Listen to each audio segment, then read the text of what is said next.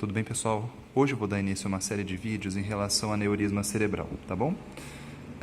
Vou dividir mais ou menos em 3 vídeos. O primeiro em relação ao que é o aneurisma e os seus sintomas, de maneira bem simplificada, tá? E o segundo, tanto o tratamento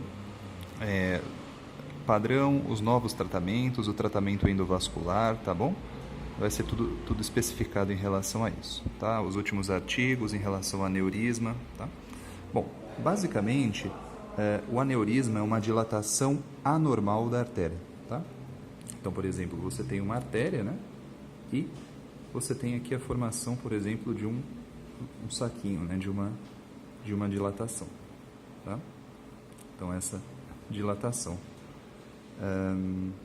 Então, geralmente, isso é por fraqueza do vaso, tá? Fraqueza da parede do vaso, tá? É lógico que você tem várias etiologias aqui, mas a parte mais importante é a compreensão, tá bom? Bom, ele tem 2 riscos, né? Um é a hemorragia, ou seja, se isso romper.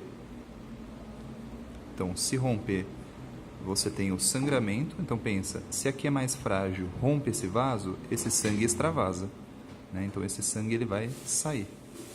Ou você tem o risco de compressão. Compressão. Ou seja, devido a essa dilatação, ele pode comprimir tanto o tecido cerebral,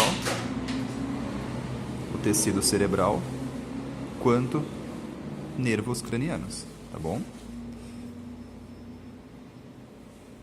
Que é mais incomum, né? Como nós sabemos, a maioria dos aneurismas, eles são assintomáticos, tá? Bom,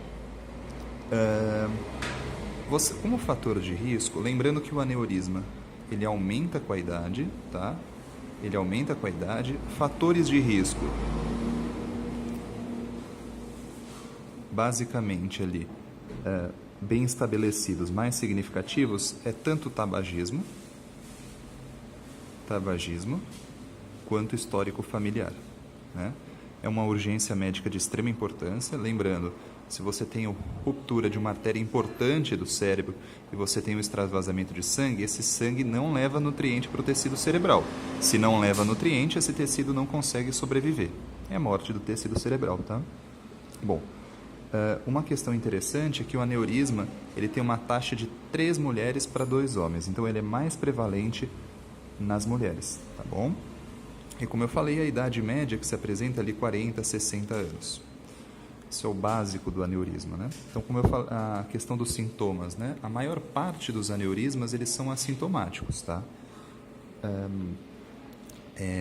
Você só vai ter sintoma ou quando ele se romper, levando um quadro de hemorragia, ou quando ele ficar muito grande a ponto de comprimir ou o tecido cerebral ou os nervos cranianos, tá bom?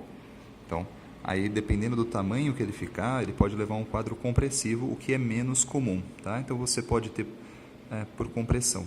Daí você pode ter dor, pode ter formigamento, às vezes fraqueza, às vezes paralisia unilateral, vários sintomas, né? Até alteração visual, alguns ocorrem.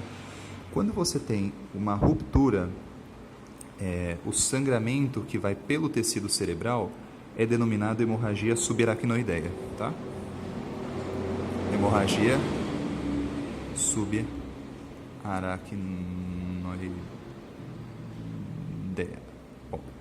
ou chamada de HSA, tá bom? Que coloca em risco o paciente de modo súbito, tá? Então, nesse quadro de ruptura, o que você vai ter? Uma dor de cabeça súbita. Dor de cabeça súbita, né? Que é referida como a pior dor da vida, tá? É de extrema importância, extremamente severa, às vezes vem acompanhada de náuseas, vômitos, pode ter visão dupla, mas assim, a coisa mais importante, vem com perda da consciência, né, por sangramento, mas o mais importante é a intensidade da dor, né? A força que essa dor de cabeça vem, tá? Então, basicamente é isso. Então, no próximo vídeo eu vou falar em relação ao tratamento e em relação às novas medidas, novos sistemas de diagnóstico, tá? Então, só para ter uma ideia, então a dilatação do vaso, que você tem por fraqueza da parede, você pode levar um quadro de hemorragia na ruptura ou compressão quando aumenta muito de volume, tá? Alguns fatores de risco e um quadro clínico, né, de dor súbita que você tem que pensar em HSA. Tá bom, pessoal? Desculpa por não ter especificado cada item com cuidado, aqui eu queria falar um panorama mais geral para especificar mais em relação ao tratamento.